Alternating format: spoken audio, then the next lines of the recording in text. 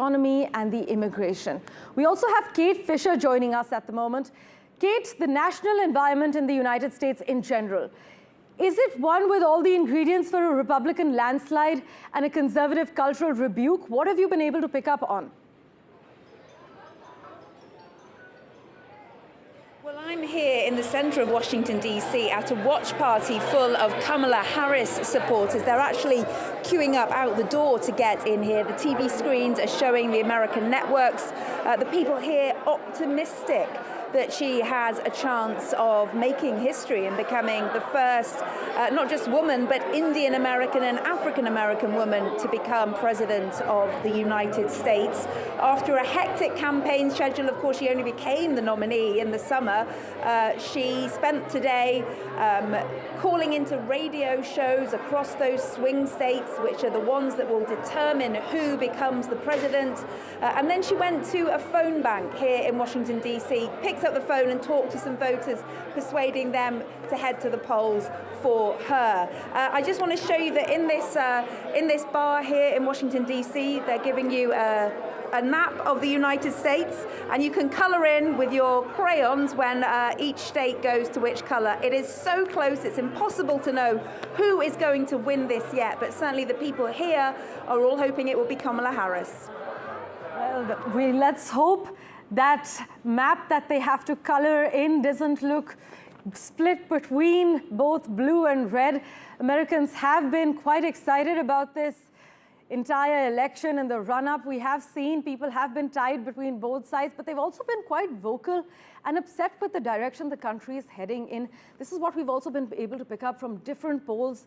Republicans, though, seem to have an edge in national party identification. In fact, I must inform our viewers here in India as well that comparison to the last few decades, more people in America are actually identifying as Republican than Democrats as well. And pollsters have said that this may end up benefiting Donald Trump by the end of this day, perhaps week, if it takes long to declare the election results. But Republicans have an edge in national party identification, as has been pointed out by pollsters.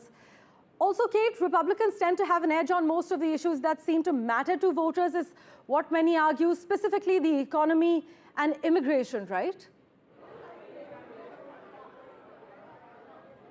Well, certainly Donald Trump has made the economy and immigration two of the biggest things he's been speaking about, and it is essentially the two biggest things for all American voters, not just the Republicans.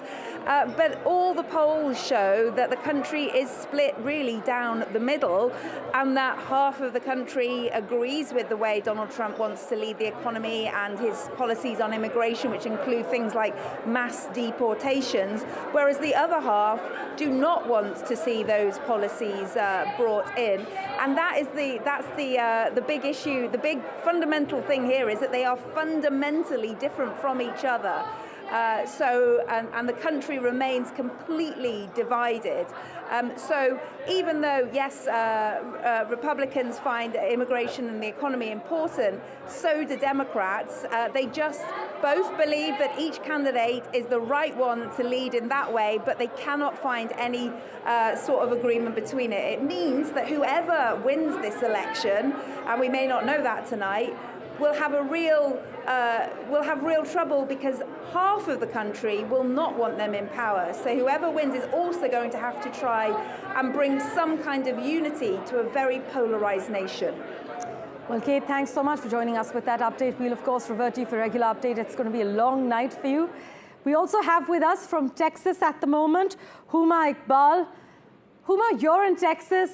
Take us through some of the things, some of the moves that have appeared to be paying off for both Kamala Harris and Donald Trump in Texas. Hello, good morning to you guys, and it's almost closing time over here, showtime for us over here in the US, and I think it's a very nail-biting, a very close to neck-to-neck kind of a race that is going on. I see a lot of supporters for both sides, and a lot of people are coming in numbers. As you can see behind me, the lines, the queues are still so long, and you know, I have here the constable constable elected for Precinct 3 right now with us, Nabil Shaikh. Hello, and good evening, Nabil. Hello. How are you? I'm wonderful. Thank you for having me. Glorious 4 years. How and what different did you do for the community? So, very first thing that we did was diversify our police department. Precinct 3 is the most diverse precinct in the most diverse county in America. And the police department didn't represent the diverse community. So the first things that we did was to bring a qualified and competent command staff to represent the community a little bit better. The constables used to shut down their offices at 10 o'clock at night. We stopped that. We're now 24 hours a day, 7 days a week. We're here at the Four Corners Community Center.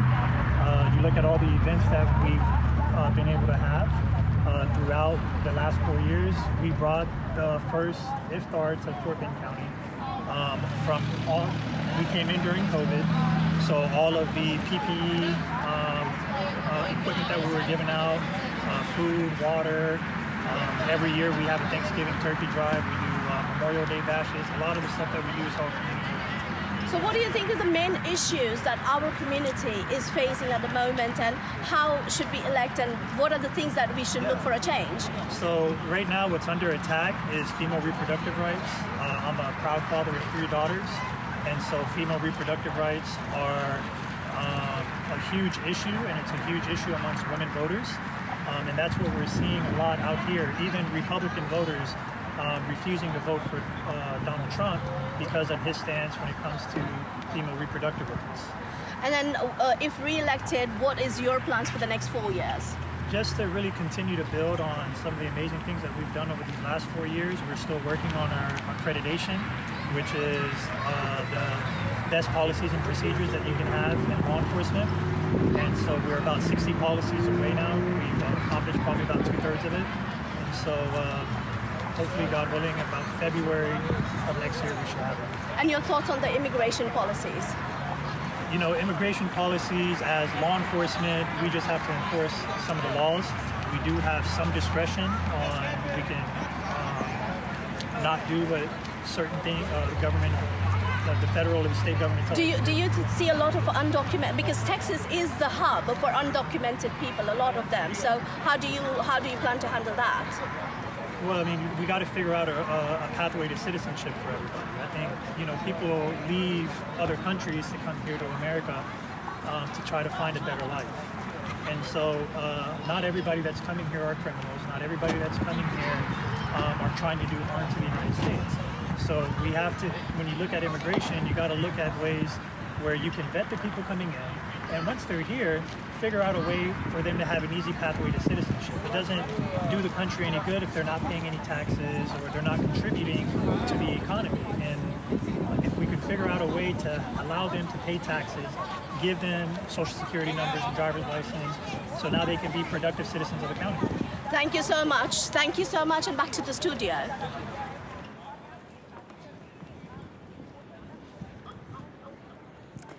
And joining us now, also Natasha Esrani from Philadelphia in a moment, and Alistair D'Souza from Virginia.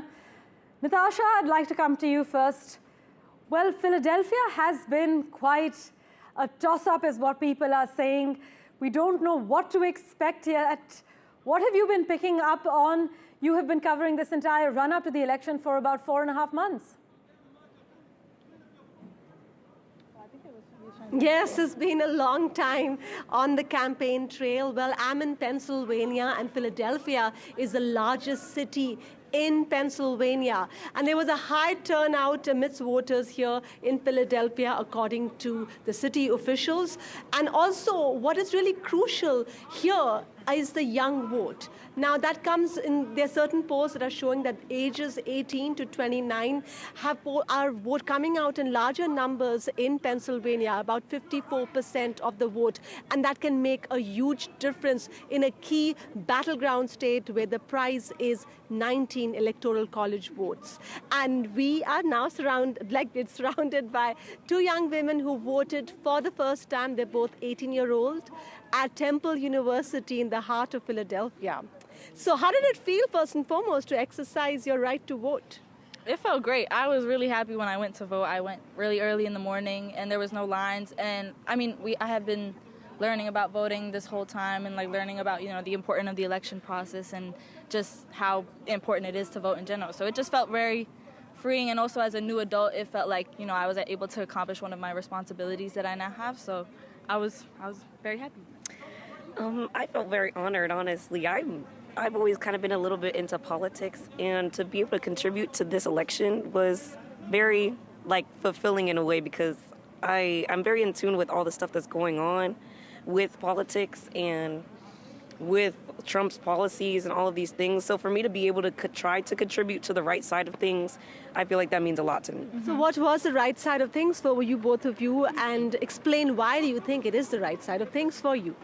Well, I voted for Kamala Harris, and I believe that she was the right side of things and the right choice because of her character and her policies.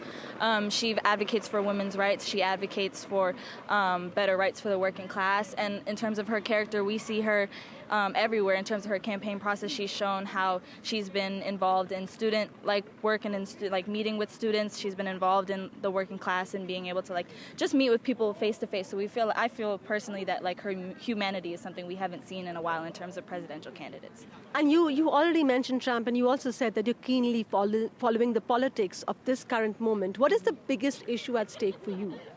Oh my goodness. The biggest stake for me, honestly, would probably be either the policies going around about women's bodily rights, or probably the fact that he's considering eliminating the Board of Education, which is also and then also the student loan things as college students, that's something that's very, very important. And for our future kids, if they want to go to college, these things are things that they should have access to. These rights are things that they should be entitled to.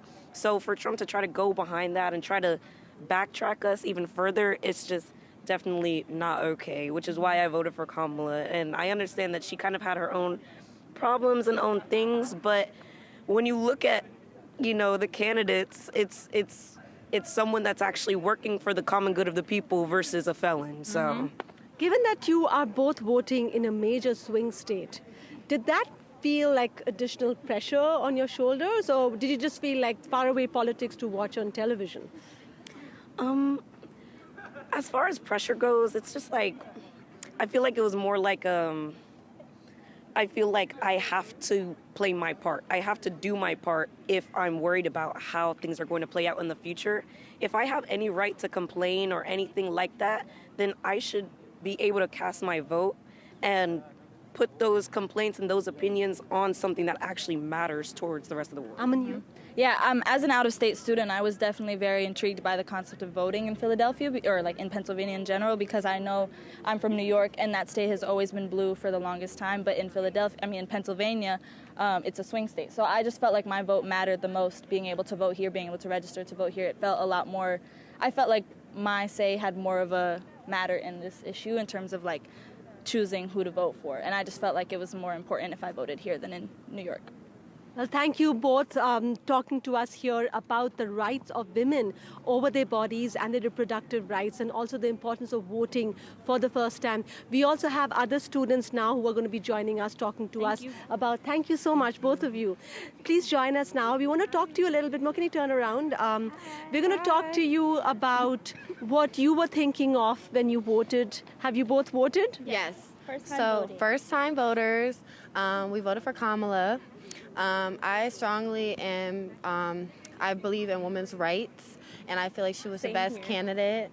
I feel like it was either a felon or someone who cares about the people and not just the upperclassmen.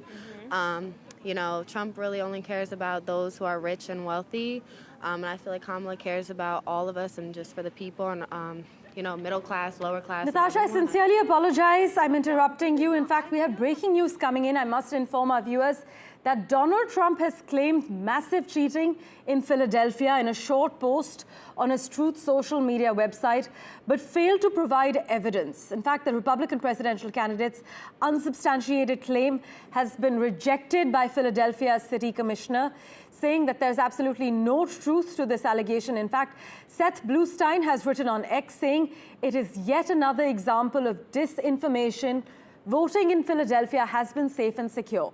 Natasha is in Philadelphia at the moment.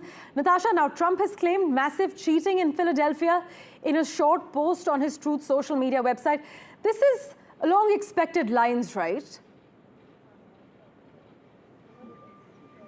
Absolutely. This is not a surprise, to be honest, even though it is breaking news, because this is something that comes directly from Trump's playbook. They have been building to this for a while. One of their strategies of the campaign is to create that sense of fear and uncertainty and disinformation. And they've also talked a lot about having many lawyers on the ground, an army of lawyers and observers to watch this. So they are already building up to the argument that if this election were to be too close or were Kamala Harris to win, that then he's already laid the base or the ground to argue that there were unfair processes at play. And this has widely been corrected by election officials across the country who believe that voting has been fair. Of course, there have been incidents, as it is in a large democracy, where some ballots were misplaced. That's happened in Philadelphia as well in 2020. But now there are stronger measures in place here in Philadelphia to make sure that those votes are fair. So, we have to treat all those reports with some amount of carefulness and skepticism. Well, as the Commissioner has endorsed as well, Natasha, we will, of course, revert to you in Philadelphia for an update. Let's just go across quickly to Michigan now, where Chris Casquejo joins us. Chris, latest Trump post says that there's been some cheating in Philadelphia along expected lines. Your first reaction? That's Donald Trump being Donald Trump. We can talk about Michigan. Do you have any questions about Michigan? Well, Arab, Muslim and progressive Americans have been divided on how to vote as they faced a difficult choice between these two candidates, which have both been unfriendly to Palestine, as many say. But in Michigan, where you are, the focus is also very much on the Arab American community. Long a reliable Democratic constituency, many of these voters are now furious, we hear, with the Biden administration for the handling of Israel's war in Gaza, now Lebanon. Has Trump been able to take advantage of this, Chris? Yeah, there's actually a Trump field office in an enclave, a 2-mile wide enclave within the city of Detroit called Hamtramck that was traditionally a Polish neighborhood, but it's now home to newer Yemeni and Bangladeshi immigrants. And there's a Trump field office there, and their conservative mayor recently endorsed Donald Trump. Meanwhile, over in Dearborn, which is right next to Detroit, it has the largest Arab population outside of the Middle East. There are 300,000 total Arab Americans in Michigan and 110,000 in Dearborn. More than half are Arab American and 46% of them are Muslim. And I spent some time with voters on the ground there this morning, and they were very angry about the war in Gaza. Yes. Right. Chris, we will, of course, revert to you for regular updates from Michigan. I'm going to take a quick break now and be back with the latest in just a moment.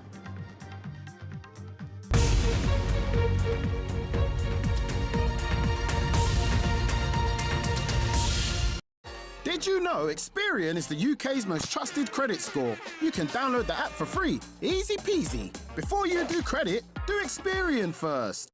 It's time to set sail with the Lucky Admiral. Visit LuckyAdmiral.com and discover loads of online and mobile casino games like blackjack, poker, roulette, slots, bingo, and more. The Lucky Admiral really has searched the 7 seas to bring a treasure trove of great games, all in one place. Visit today and you could win up to 500 free spins on 9 pots of gold. Simply make your first deposit and spin the mega reel for your chance to win.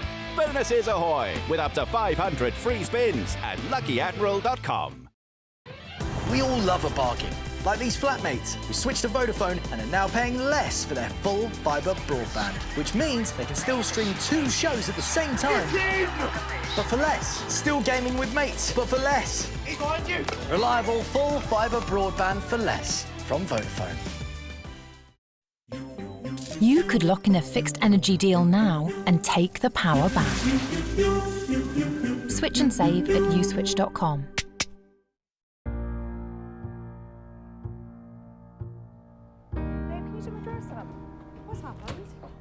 Kidding me? You weren't supposed to burn the potatoes or invite everyone round at 2. It's 3 o'clock, right?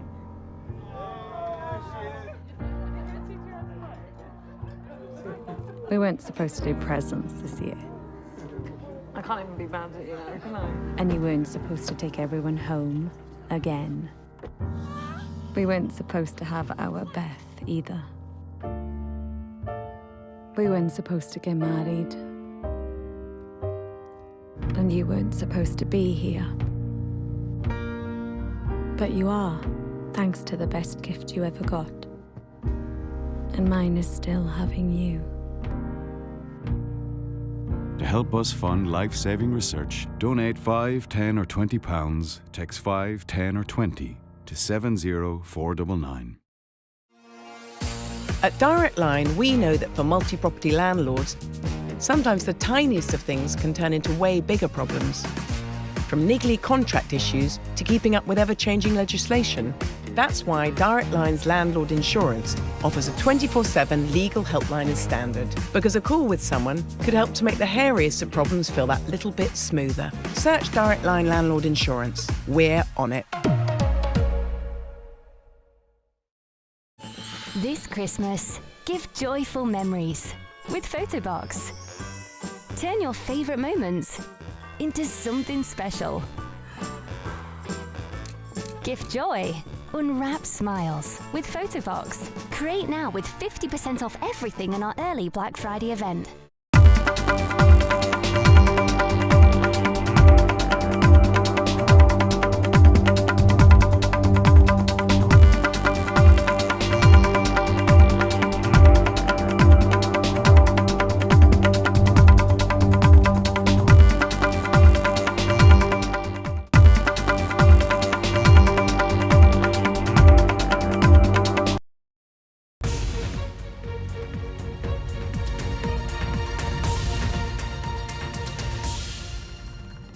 Welcome back to NDTV's special coverage on Battleground United States. Joining us now with live updates from Virginia and Washington, we have with us Gauri Dwivedi and Alistair D'Souza. Alistair, thanks so much for being so patient. I know it's a long night ahead for both of you. But Alistair, in terms of Trump's winnability, take us through where things stand as we speak right now. I know it's a long night ahead, but as things stand currently, how hopeful is Trump and Trump's team of actually winning back the White House? That's the million-dollar question, Parameshwar. We're all waiting on that, as you've just broken that news just moments ago about that tweet from Trump claiming potential fraud in Pennsylvania. Now, I'm actually in Virginia, and it's pretty much considered a blue state, pretty much. It's gone to the Democrats about in 4 times in the last 4 election cycles. Biden has won here by 10 percentage points. In 2020, Kamala Harris is poised to win here by 5 percentage points. So why am I telling you this? Well, because the Republicans have already sown those seeds of doubt, likely laying the groundwork of saying that there could be potential fraud. So it's not a battleground state, but it could become a battle after the battle. Now, for example, you have a Republican governor here. He's managed to convince the Supreme Court to purge about 1,600 names from the ballot. Many of the people who've seen this say that there was no need to do that because many of these 1,600 people were not non-citizens. They simply did not have the right documents to prove that they were citizens, maybe an old driver's license and so on. So many saying that this could potentially be a place where lawsuits would be filed. And if you look at New Mexico way back in 2020, Trump filed a bunch of lawsuits there despite the Democrats, despite Biden winning by a huge margin. So that's the basic brief about Virginia and as far as what Trump goes. And before I hand it back to you, Parameshwar, I need to draw your attention to where I am. I'm at a watch party. There are going to be lots and lots of watch parties across the US, across DC as well. But this one is kind of special because we're talking about an Indian American likely to make history tonight by becoming the first Indian-American congressman from the East Coast. Now, The Economist magazine actually says that his odds are pretty good, 98 to 100. So looks likely that he might win here, an important contest for him. And of course, when that party starts and he gets here, we're going to have him on air as well. Back to you, Parmeshwar. And perhaps be on the edge of history as well, Alistair. We're going to be troubling you through the course of the night. Let's go across to Gauri for a quick update from Washington, D.C. now. Gauri, we are aware both the Trump and Harris campaigns have lined up lawyers in preparation for potential legal challenges over these election results. But now Trump has come out and said that there are massive cheating claims in Philadelphia. You're in Washington, D.C. What's the mood there? In fact, I am at Howard University, Parmeshwar, where Kamala Harris will hold her watch party. Behind me is the long queue of people going inside to attend that party. Predominantly, one can see a lot of students, a lot of college staff, professors going inside to the watch party. The reason for that is Kamala Harris is an alumni of this university, which is why the watch party is happening here. In the event that she turns out victorious in these elections, she wants her victory message, the first message as the president-elect, to be at her alumni and university, predominantly dominated by the African-American community, sending a powerful message to her community, to America, and of course to the world, that America is embracing its diversity, both racially as well as on the gender aspect. So that's where I am right now, and I think over the course of the next 3 to 4 hours, hopefully we'll have some clarity as to whether the victory party here, whether the victory party will take place here or all the way in Florida. But as we speak about the two aspects that you mentioned, Parmeshwar, very important, which is that are we looking at potential lawsuits and major legal trouble going into this election? Well, the first claims that have been made by Donald Trump have in fact been rebutted both by the Philadelphia District Attorney as well as the County Commissioner, who happens to be a Republican. He himself said that as of now, there's absolutely no claim, no base to any of these claims that have been made by Donald Trump. But the sense one gets is Philadelphia saw record voting in this election, record. In fact, some of the visuals that came in the last couple of hours showed that queues were going up for 2 hours, if not more. And that indicates that if there is such high voter turnout in Philadelphia, a city that is 43% Black American, then it probably sends some sort of an early message, as I said, probably sends some sort of an early message to the Trump campaign, which is why we saw what really came out right now as a baseless allegation. But through the evening, we will know whether we're going to see more of that, or hopefully this election result will go without much drama, without any legal trouble. Well, many, Gauri, would argue that the word Trump and drama are compatible, but voters, are they worried about election violence in Washington, D.C., where you are? That's a very good question, Parmeshwar, and something that I've been asking ad nauseum almost to everybody I've met. And the one thing that they did say is that in 2020, when Donald Trump, when the whole issue and around January 6 took place, President Trump was still there. He was in office for about 70-odd days after he lost the election. So he was still the most powerful man and leader of the free world. That isn't the case this time around. He's an ordinary American citizen exercising his right to contest. So to that extent, the chances of anything significant happening this time around are very low. But again, those are just probability chances. In Washington, D.C. itself, a lot of movement has already taken place. National Guard has been mobilized in the event something happens this time around. But as I said, most people seem to suggest, or at least hope, that it is going to be, the chances of that happening are very, very less this time around. Gauri, thanks so much for joining us with that live update. We will, of course, be reverting to you for regular updates from Washington, D.C. For now, let me also rope in to decipher the exit polls. We have with us Alex Terraccio. Alex, thanks so much for making time for us on NDTV. Voters are worried about election violence. This is what early exit polls indicate. In fact, just under 3/4 of those asked, they say they felt democracy was very or somewhat threatened in the United States.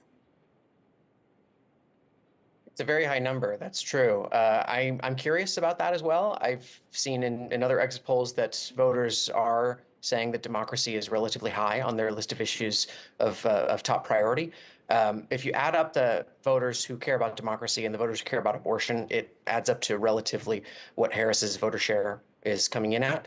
And so the 75% figure struck me as strange. I haven't had time to dig into that poll, but I am curious what went into it. It's certainly not possible that those are all Democrats. That's too many.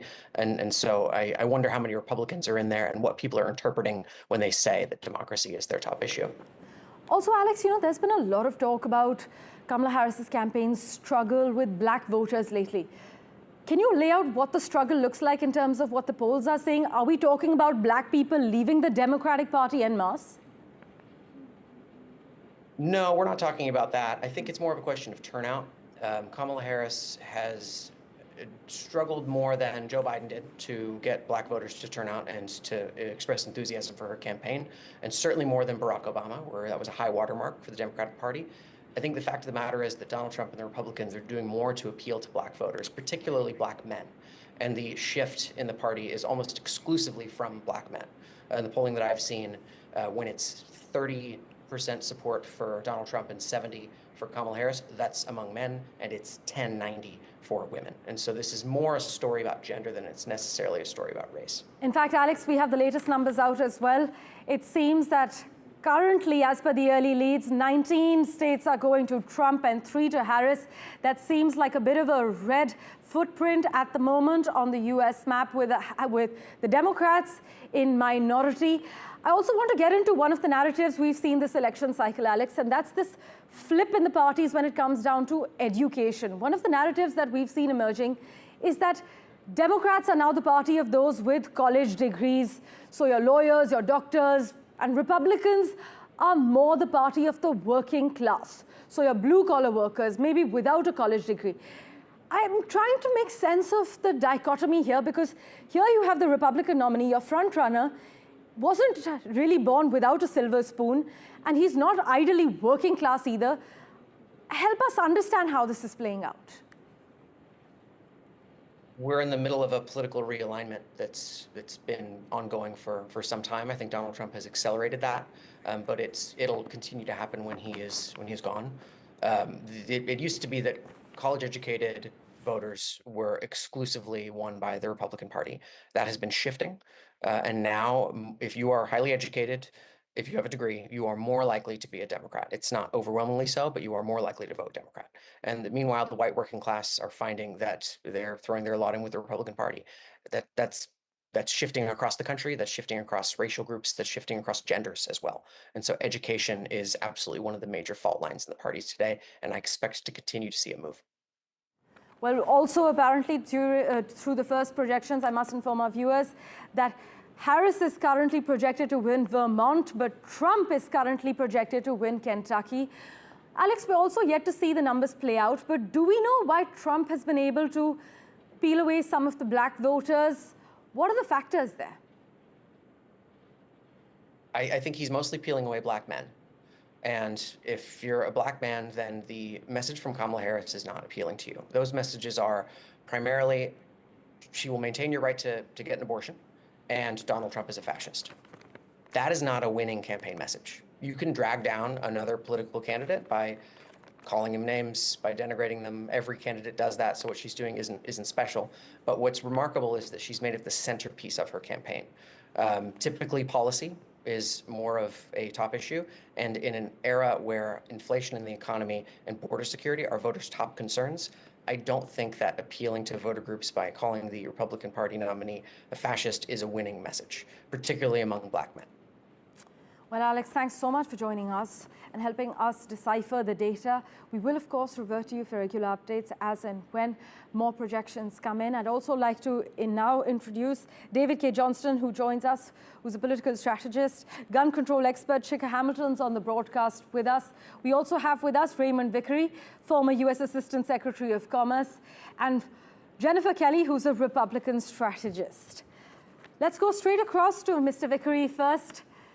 Sir, are you hopeful that Kamala Harris is now going to be taking the reins for the White House, or could things still be completely different by the end of the night?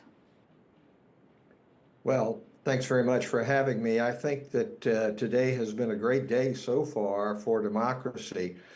I voted yesterday, my wife voted today, and I'm sure people in India who have the opportunity to vote in a democracy feel the same pride that I do at people being able to go and make their choices. And with relatively few exceptions, things have gone smoothly. I think that the tweet that you indicate on X or about Trump saying that there's some sort of massive fraud in Pennsylvania, which has been completely debunked, as were his claims that he actually won in 2020, debunked by Republicans as well as Democratic judges. I think that that shows that he's really worried about Pennsylvania, and he's laying the groundwork to try to contest what is happening there. I don't think that he would have put out that kind of tweet unless if he didn't think that Kamala was in the lead in Pennsylvania. So I think it's been a great day so far, but the hard work is going to begin after the votes are in. It'll be hard work in defense of democracy either way. I think that if Kamala, Vice President Harris wins, then you're going to see more of the same thing that you saw in 2020. That, but Mr. Vikram, you know, the average American, they seem more skeptical about how Kamala Harris has fared recently. Do you agree and do you echo the same skepticism as the average American when it comes to, let's say, policy issues of the economy? Well, I think that former President Trump has been very adept at painting a completely untrue picture of what's going on with the U.S. economy. The fact is, we came out of a pandemic in not good shape, but in much better shape than if we hadn't spent money to keep people employed. There was some inflation involved, and that's a problem, but that is coming down. But the picture he's been able to paint for people is that they were much better off under him. The statistics do not bear that out, but he's been able to, through his demagoguery, to convince many people that somehow the United States is in complete decline economically. The facts don't bear that out, either in job growth, in GDP growth, and as I say, inflation is coming under control, but it is the inflation that people see that that is at the grocery store, if you will, and he's been able to use a demagogue's approach to that to convince people that they were much better off. The fact is, we've come in for a soft landing when many economists were saying that we were headed for a certain recession. Yes. And so I think President Biden and Vice President Harris ought to get some credit for it, but that is an issue here. But as you've seen, we'll have to wait and see if that translates into a victory for Kamala Harris by the end of tonight. Let's also rope in Mr. Johnston at the moment. The average American does seem more skeptical about Kamala Harris and how she's fared as per latest polls, but here she is running against a twice impeached, historically unpopular, convicted felon former president, and it's still a toss-up. But at the moment, Trump is projected to win Kentucky and Indiana, and Kamala Harris is projected to win Vermont. These are both reliable gains for both candidates, right? Yes, there are really only 7 states that are in play, possibly an 8th, Iowa, and they will decide the election. California and New York are going to go for Kamala Harris. Louisiana and Mississippi are going to go for Donald Trump. And at the moment, we have no idea the outcome. Now, Donald is out there already, as I predicted months ago he would be, asserting that there's cheating going on already, asserting that they've had to have heavy police presence in Philadelphia, which is completely untrue. And the American TV networks have been running live shots showing that that's not the case.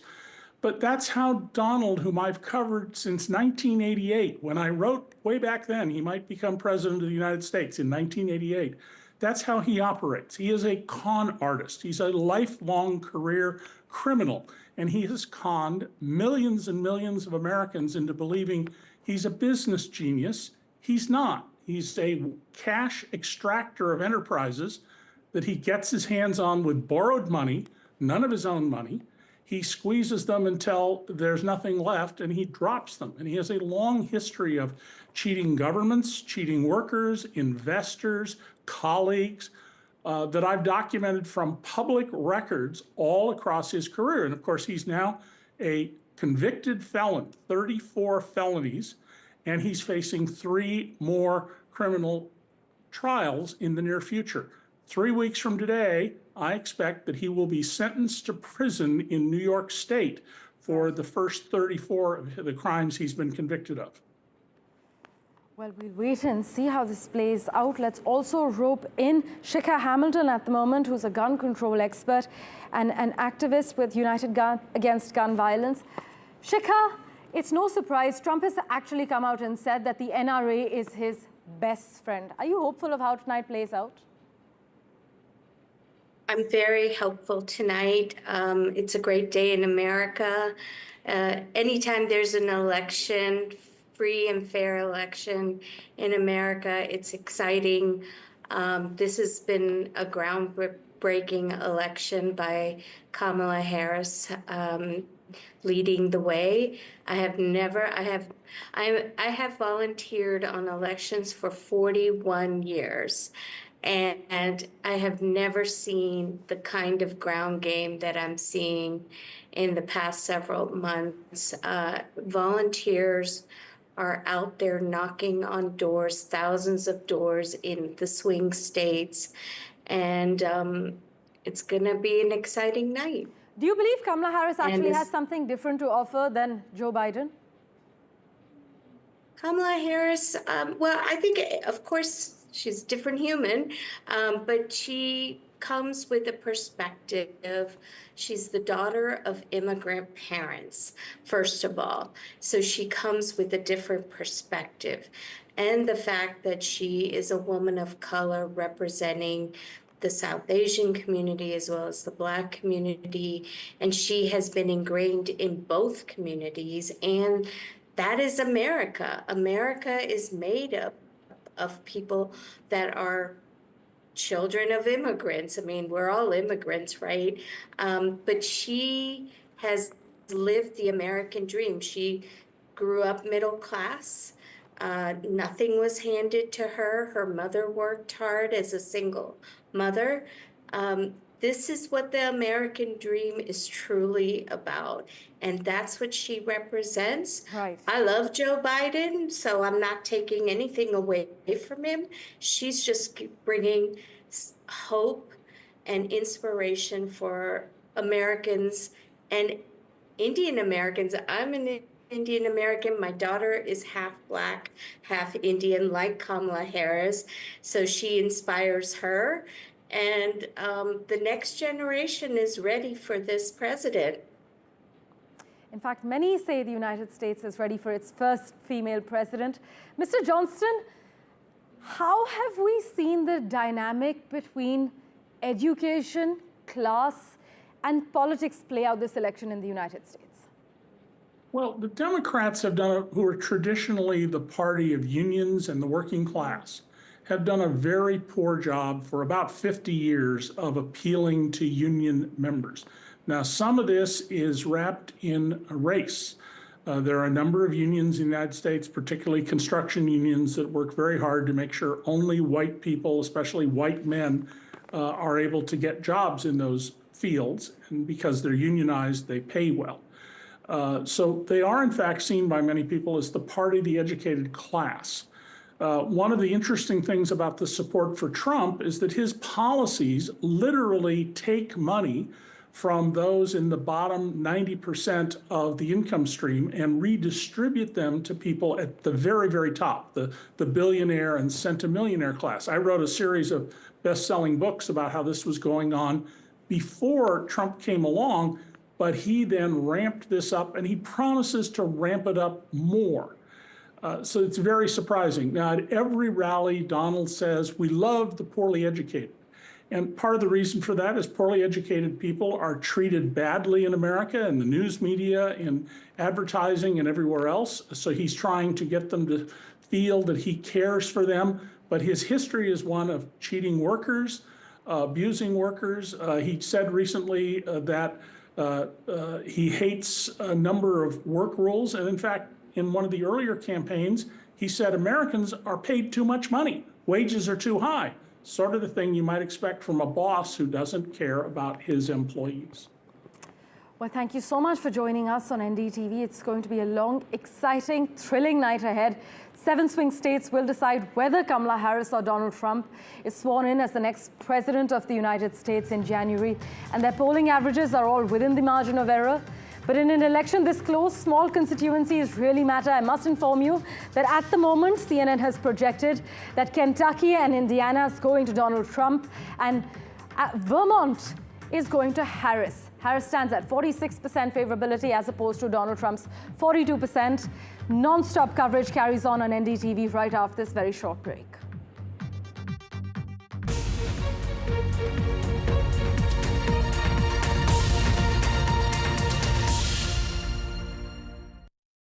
Did you know Experian is the UK's most trusted credit score? You can download the app for free. Easy peasy. Before you do credit, do Experian first.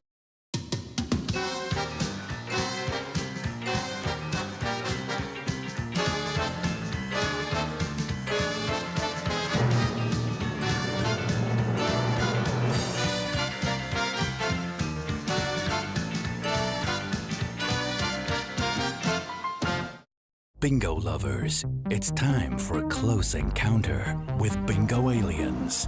Visit bingoaliens.com/bingo for a cosmic range of bingo games. 75-ball bingo, even 90-ball bingo. All from a galaxy far away, direct to you. Taking bingo to another dimension at bingoaliens.com/bingo. Foodies, Gourmet Nature's Creations Gravy Heart is a meal made with heart. Outside a soft steam cooked mousse and inside a delicious gravy heart. With surprises like these, it's natural to get so many hearts. Gourmet Nature's Creations Gravy Heart by Purina. Buy now. At Direct Line, we know that for multi-property landlords, sometimes the tiniest of things can turn into way bigger problems. From niggly contract issues to keeping up with ever-changing legislation. That's why Direct Line's landlord insurance offers a 24/7 legal helpline as standard. Because a call with someone could help to make the hairiest of problems feel that little bit smoother. Search Direct Line Landlord Insurance. We're on it. Want more from your energy than just bills? Whoa! What? With OVO Beyond, you can save money on bills every month, get exclusive access to gigs, unlock a free boiler service, and bank greener rewards for tomorrow too. Nice. Switch to OVO and get our free energy savings account and unlock savings and discounts worth up to £1,000. Search OVO Beyond. The war in Ukraine continues to put children in terrible danger. Homes, schools and hospitals have been destroyed, energy supplies cut off. Families are still displaced from their homes, now facing a harsh winter without warm clothes, fuel and shelter. To find out how you can help, search UNICEF Ukraine online or text WINTER to 84901. In my years reporting on war, I've seen its impact on children, but I've seen how UNICEF makes a difference day by day. UNICEF is providing warm clothes, boots and blankets to keep children and babies warm, and generators and fuel to help power vital services. £32 could help provide warm winter clothes for a baby or young child. Search UNICEF Ukraine or text WINTER to 84901 and help make a difference for children today. There's something new in Lottoland. Get set for a welcome offer. Stake £20 on Big Bass Bonanza and get 100 free spins at Lottoland Casino. However your home uses the internet, EE has the perfect Wi-Fi for you. We've got full fiber for only $29.99 a month. Perfect for binging all your favorite shows with no upfront costs. Keep your whole home seamlessly connected with the UK's most reliable broadband technology. Powered by BT. And if that's still not enough, you can upgrade to Wi-Fi 7, where everything you love works better. No wonder families choose EE. Search EE Broadband Deals.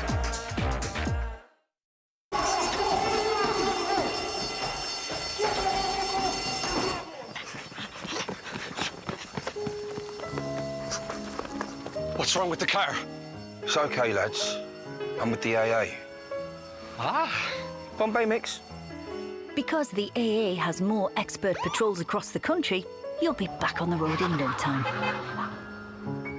No wonder more people choose the AA. Join today. It's gonna take a lot to drag me away from you. There's nothing that 100 men or more could ever do.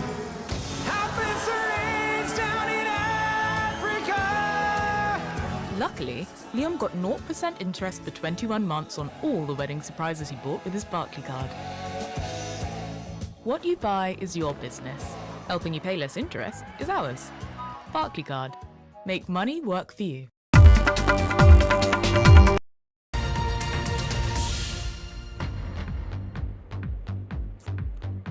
Good evening, America, and good morning, India. Well, you brace yourself because it's going to be a long night ahead if you're tuning in from America to watch us. Currently, Kentucky and Indiana, according to early projections, have been called for Donald Trump. And for Kamala Harris, it's blue Vermont as we speak. Early projections are trickling in. The world's eyes are fixed on a moment where the United States is going to pick its next president. We have a whole lot lined up for you. Let's begin with the headlines we're tracking currently. The first leads are in. CNN projects Trump wins in Indiana and Kentucky. Meanwhile, Kamala Harris is projected to win Vermont. Republicans lead Democrats in a Senate race. AP says Republicans are leading Democrats in this race. Kamala Harris's team and allies are concerned about Georgia after Georgia has been plagued by non-credible bomb threats throughout the day that have appeared to accelerate as the state approaches poll closing. In fact, some polling locations have extended voting hours in Georgia as a result of these threats, while voting has been suspended at 5 voting locations. Well, the first polls are closing in Indiana and Kentucky as the United States enters the final hours of voting in this election. Voters say democracy and the economy are the most important issues informing how they voted in the United States election as per early exit polls. Now, at first blush, the opening round of exit polls aren't too surprising, as analysts have pointed out on NDTV as well. The economy, the state of democracy, abortion rights are the top issues for American voters this year, in keeping with what we've been seeing from public opinion surveys this month and for months. If you dig a bit deeper, however, the sharp partisan divides in the electorate also makes themselves very apparent, because for Republicans, immigration joined the economy near the top of their concerns. Abortion also an issue that has also been huge for Democrats. For those on the left, abortion rights along with democracy were much more important. It's a bit of a surprise that the economy wasn't a dominant top issue for American voters, given how much of the political debate has centered around the post-pandemic spike in inflation. But as has been pointed out by surveys, economic growth is not the top priority for an average American. This could be because there were some Republicans who were worried about the state of American democracy, and they amped up the voice on that, albeit for very different reasons than Democrats. But of course, as I highlight these exit polls and what they indicate, what they suggest, you must remember this is just rough data and should not be treated as gospel, because the real verdict in this election is yet to come. In terms of the latest updates, I must inform you that the Associated Press has called its first states, and there are thus far no surprises. Kamala Harris became the latest Democrat to win Vermont, a party stronghold. Donald Trump has actually won Indiana and Kentucky as per CNN projections, both red states. The AP has not yet called swing states of Georgia or Virginia and South Carolina. I must warn you, don't let these early results on election night fool you. Delayed absentee ballot counts in key swing states could tilt how the presidential race ultimately shakes out. In terms of a flashback, in 2020, in case you remember, states like Georgia and Michigan turned from red to blue on the electoral map as more ballots were received and counted, prompting Donald Trump and his allies to claim the results were rigged and the election stolen. And that brings me to the latest as far as Donald Trump is concerned, because he has said that there has been massive cheating as far as Philadelphia is concerned. Now, that claim, the county commissioner has said, is unsubstantiated.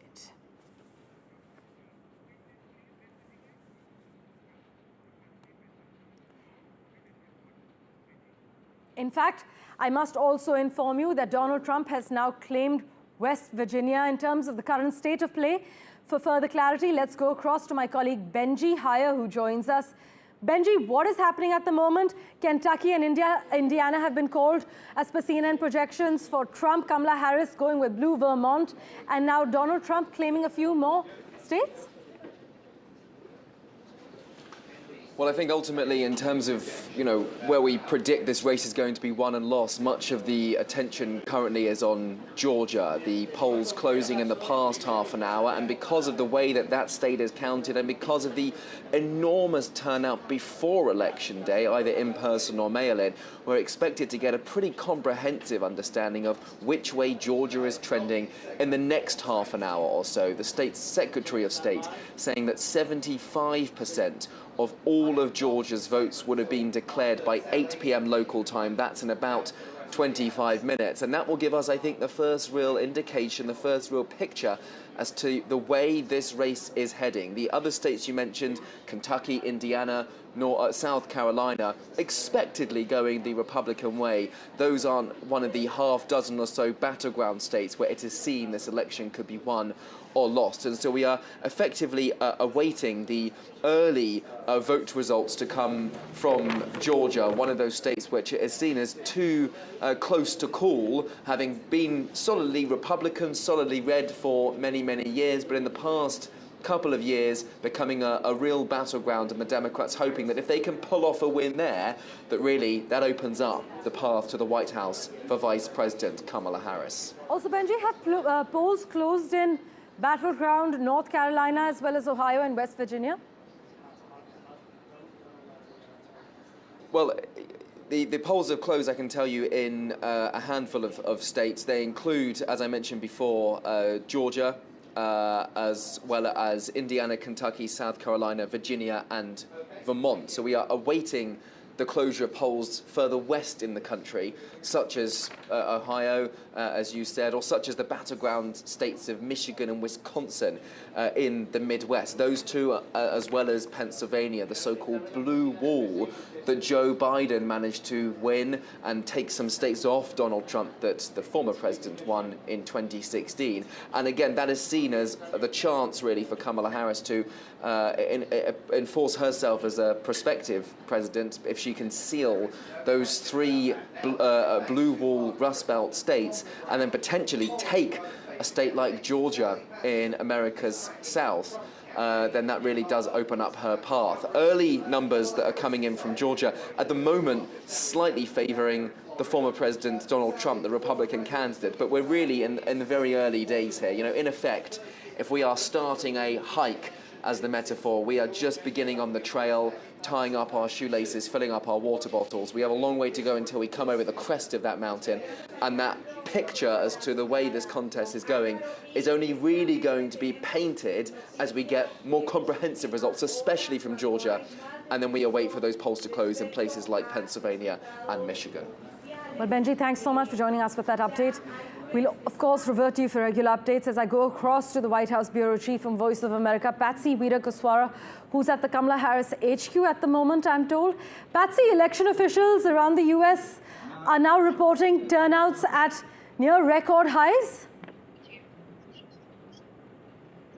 Yes, that's correct. I mean, this has been anticipated, this kind of enthusiasm and excitement from both camps, both Harris and Trump. I mean, in their last press briefing, the campaign manager, General Malley, saying that they're really proud of the grassroots and also the turnout effort. And Vice President Kamala Harris herself did not give up. I mean, even on the car ride here, she's still on call with radio stations, getting people out to vote. There's still time in some states. And also, even just earlier today at the Democratic National Committee in Washington, D.C., Kamala Harris will stop taking people to vote.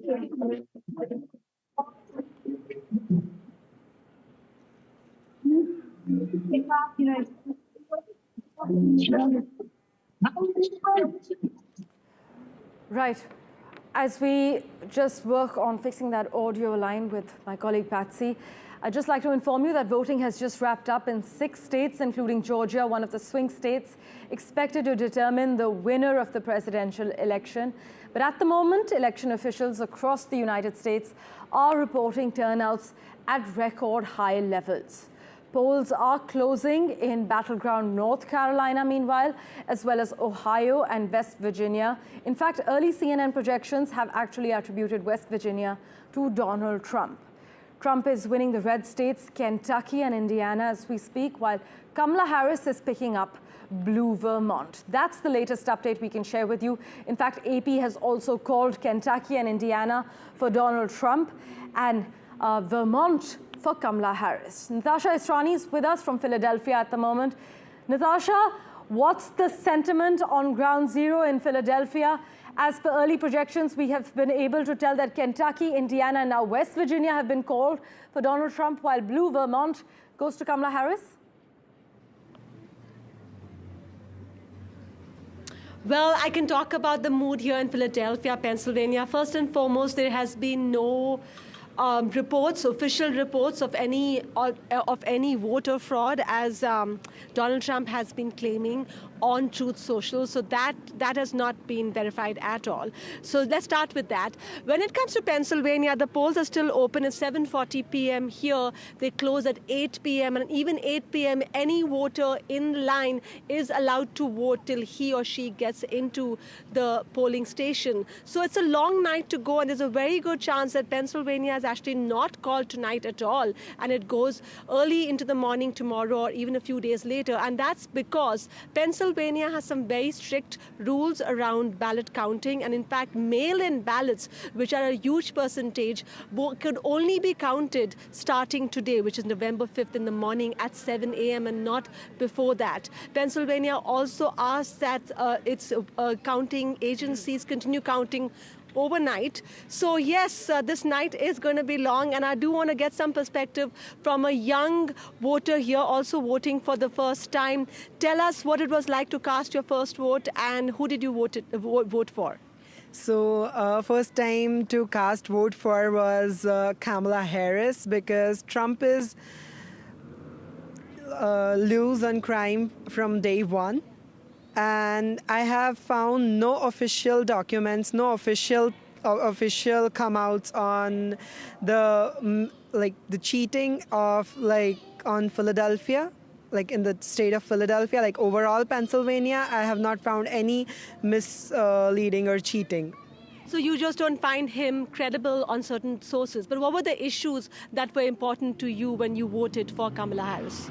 So when I voted for Kamala Harris, the issues were just for the middle class, because she is from middle class, so she will support the middle class. While Trump is from a millionaire, he's from a rich family, so he'll only support the rich family. He'll not support the middle class.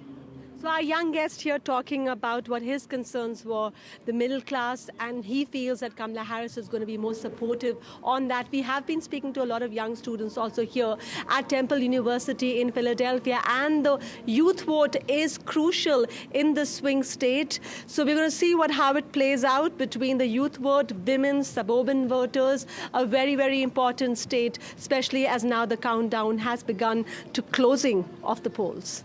In fact, Gen Z is expected to play a huge role in this election. Thanks so much for joining us with that update from Philadelphia, Natasha. Let me also introduce the mayor of New Jersey, who joins us on NDTV at the moment. Neena Singh is with us on the broadcast. Thank you so much, ma'am, for joining us. Many political watchers assert that the argument that Kamala Harris has underperformed, it actually tends to rest on two different charges, that Kamala Harris has played it too safe and that she has played it too vague. Keeping this in mind, ma'am, who do you think is going to emerge as the winner tonight? Who do you think is going to be moving into the White House? First of all, thank you so much for having me on your show. And I want to be clear, I'm the first Indian-American woman mayor in New Jersey, but not the whole mayor of New Jersey. I'm the mayor of Montgomery Township in New Jersey. But to your question, I am hoping that people vote their values.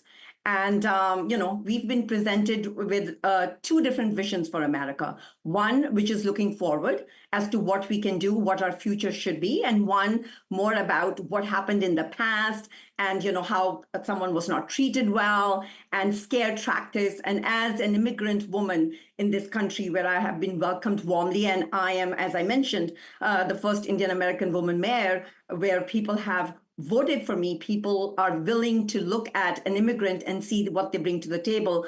From the other side, from Donald Trump, it is immigrants go back.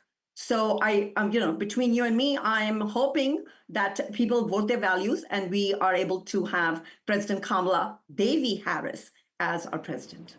Ms. Singh, how many years have you spent in the United States? I've been here now 26 years. That's a long time. So you're actually a perfect voice to actually ask the national environment as far as your country is concerned in general. Is it one with all the ingredients for a Republican landslide and a conservative cultural rebuke?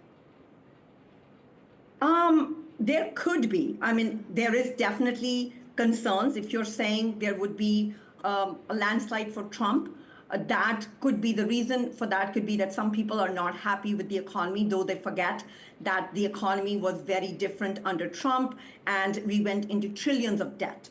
So yes, I mean, there are people who are coming into this and thinking, oh, I'm a legal immigrant and, he's against illegal immigrant. But my question to everybody is, if you see me on the street, are you going to ask me, am I a legal immigrant or am I an illegal immigrant? Right. If there is any feeling in people that immigrants go back, I could be one of those people. People will say, hey, you go back. You're an immigrant here. You don't need to be in this country. So I just want to ask people to think ahead, think of our children, think of our future, and vote what you feel is good for our future generations is what I'm asking people to vote for. Right, Ms. Singh, do stay on with us as I also rope in Carolyn Prasuti at the moment, who joins us with a live update. Carolyn, where are you? What's the sentiment on ground zero? Is Kamala Harris going to be moving into the White House soon, or does it look like Donald Trump moves back? We don't know that yet, but I can tell you where I am, at least. I can tell you that I'm inside the Palm Beach County Convention Hall. You can hear the music behind me. Occasionally, they turn up Fox News and they repeat the results in some of the states, and you'll hear a yell come up from the crowd. Otherwise, they're just kind of milling about. There's plenty of wine here, plenty of food here, lots of people in red, white, and blue, lots of people with MAGA hats, which is Make America Great Again. And let me tell you a little bit about these hats. On the back of the hat, it says 45-47. And what that means is, Donald Trump was president. He was the 45th president, but now they're predicting 47. So the hats were already made up for tonight, and these people are definitely expecting to have a victory party here tonight at this election watch party. Well, we'll keep reverting to you for regular updates from the Trump headquarters at this watch party as you enjoy some wine and in that red iconic Donald Trump color of yours. Thanks so much for joining us with that update. Sure. Ms. Singh, my pleasure. Back to you. Take us through some of Kamala Harris and Donald Trump's moves that have appeared to paid off this election, starting with Kamala Harris. I think with Kamala Harris, I think what she did, can I talk about what she did well? And then we can go into what did not work. Yeah, so what she did well is I feel that she had a very short window, if you know, to get into it and get out there and get people on her side. She was really good. She hit the ground running. She was out there. She was meeting people. She was talking about her vision, right? And that's something that I feel that the young people have really taken on. Maybe where she didn't get to really shine was maybe the economy and the border, right? That was something that I feel that should have been done a little more. But again, you know, she's been doing this not for the whole election cycle or since last 2 years as Donald Trump. So I give her that grace. And I think she's done amazing for a candidate who handled the baton so late in the game. Right. And to come and do what she's doing. And then I guess you want to know what Donald Trump has done well. And I guess with him, his MAGA movement, Make America Great Again, though I do have a lot of people who say it's not a MAGA movement, it's a MAVA movement, and it's Make America White Again. And that's what a lot of people say to me. And I'm like, I hope that's not what it means. And the thing that he's not done well, in my opinion, is he should have grown his tent. I mean, I have friends who are Republicans, and I'm totally, you know, to me, I'm a leader in my town for all Republicans and all Democrats and all independents. My job is to make sure that once I'm elected, I am the representative for all people. And I don't see that from him. And I think that's that's what's missing in his campaign. Very interesting, you know, missing, because I was reading a survey that said if all women were to step out and vote, then Kamala Harris would emerge as the winner. But if working class white male were, let's say, stepping out, then Donald Trump would be the clear winner. Help us understand what's going on here. Is there a clear divide as far as the political playground is concerned? And is there a clear divide in terms of class as well? I would say more so with the women vote, because as you must have heard, Roe v. versus Wade was struck down because of the 3 judges, Supreme Court judges, Donald Trump was able to get in. Right, he appointed them, and we have heard horror stories. I am in New Jersey, which, you know, the tri-state area is pretty progressive. Whereas there are people we hear from Kentucky, from Texas, who are, you know, losing, people have lost their life. Young women wanting to get an abortion are going across, you know, the state borders. So yes, I think women have realized that their body, their decision, and nobody should come after their health care. To me, having a baby is health care. So I think that is the thing when I look at what Kamala Harris, you know, that white, the women vote, not the white vote, the women vote. That's why Kamala Harris is doing so well over there. For the other, if you were asking for Donald Trump and the blue collar vote, I guess he does. I mean, people forget he's a billionaire. It's amazing. I talk to people and they're like, he's one of us, Nina. And I'm like, he's a billionaire. He's not one of us. That I'm a middle class woman. To me, Kamala has lived the life that I am living. I wouldn't say I've lived the life that Donald Trump is living, but I guess he appeals to people because they feel he's like one of us.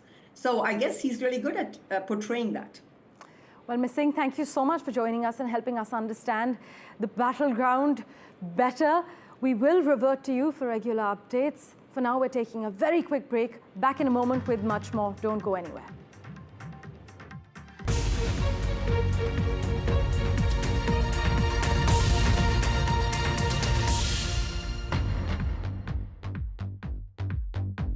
It's time to set sail with the Lucky Admiral. Visit LuckyAdmiral.com and discover loads of online and mobile casino games like blackjack, poker, roulette, slots, bingo, and more. The Lucky Admiral really has searched the 7 seas to bring a treasure trove of great games, all in one place. Visit today and you could win up to 500 free spins on 9 pots of gold. Simply make your first deposit and spin the mega reel for your chance to win. Bonuses ahoy with up to 500 free spins at LuckyAdmiral.com. Family life.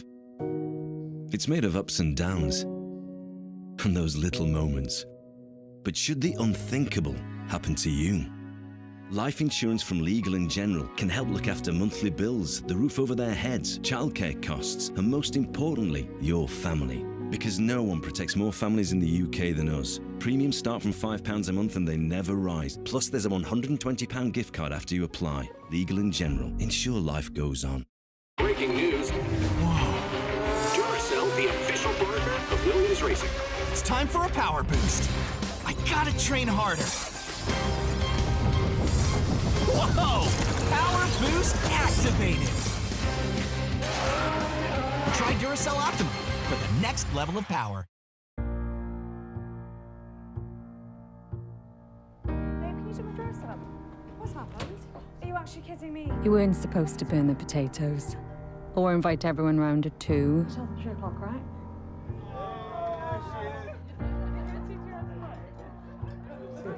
We weren't supposed to do presents this year. I can't even be mad at you now, can I? And you weren't supposed to take everyone home again. We weren't supposed to have our Beth either. We weren't supposed to get married. And you weren't supposed to be here. But you are, thanks to the best gift you ever got. And mine is still having you. To help us fund life-saving research, donate £5, £10 or £20. Text 5, 10 or 20 to 70499.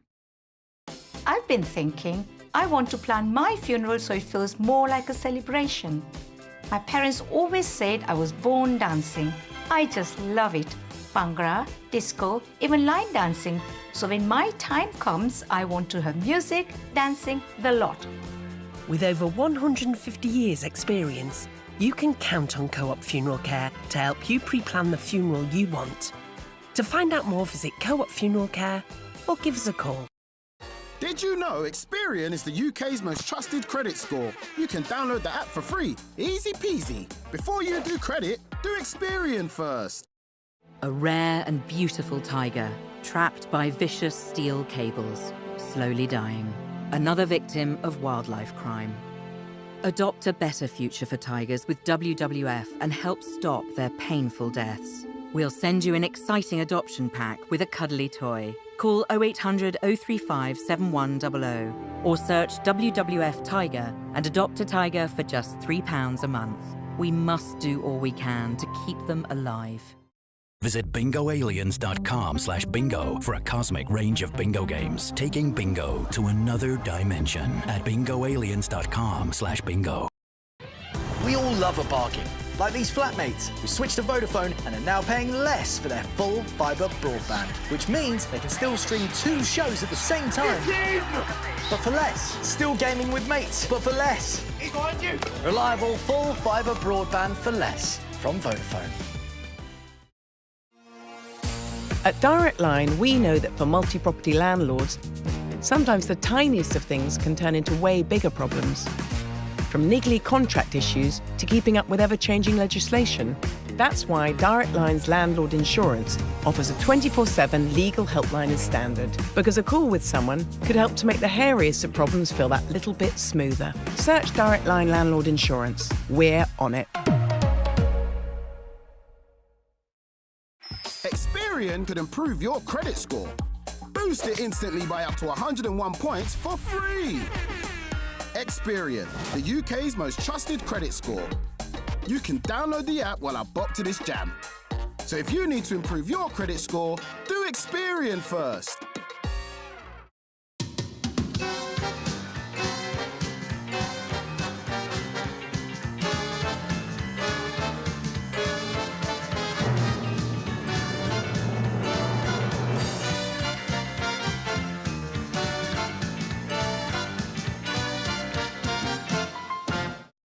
There's something new in Lottoland. Get Set Casino. Hold tight, your casino favourites are here. Blackjack, roulette, plus live dealers. Here's the big draw slots, Big Bass Bonanza, Wolf Gold, and exclusive games like Lottoland Bonanza. Get set for a welcome offer. Stake £20 on Big Bass Bonanza and get 100 free spins. The fun comes out of the blue at Lottoland Casino. This Christmas, give joyful memories with Photobox. Turn your favourite moments into something special. Gift joy. Unwrap smiles with Photobox. Create now with 50% off everything in our early Black Friday event.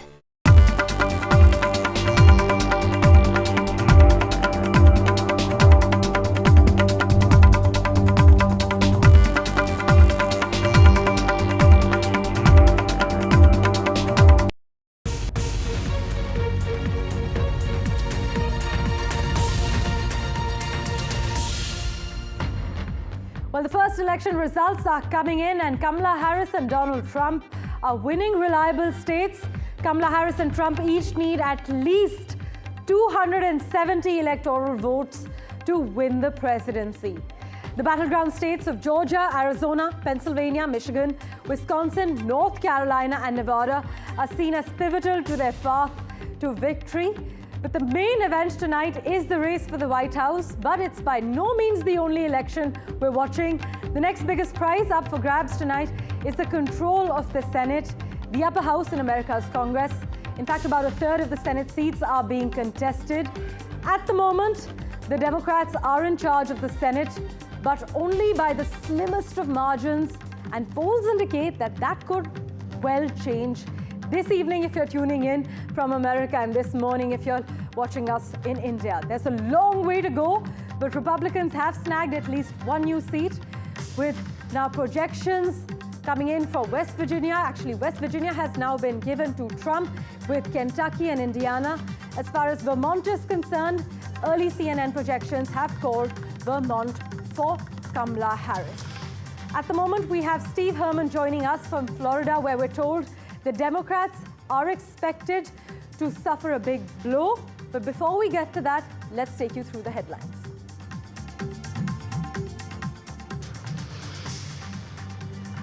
Well, the first polls are closing in Indiana and Kentucky as the United States enters the final hours of voting in the election. Voters say democracy and the economy are the most important issues.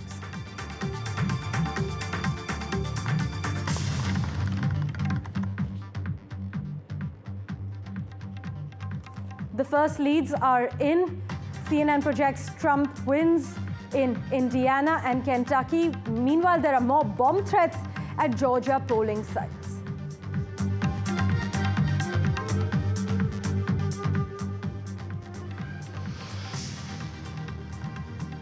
Polls are closing in battleground North Carolina as well as Ohio and West Virginia. Early indications show Democrats are leading in Ohio. The lead widens for Democrats in battleground in North Carolina, with Republicans continuing to lead in swing state Georgia.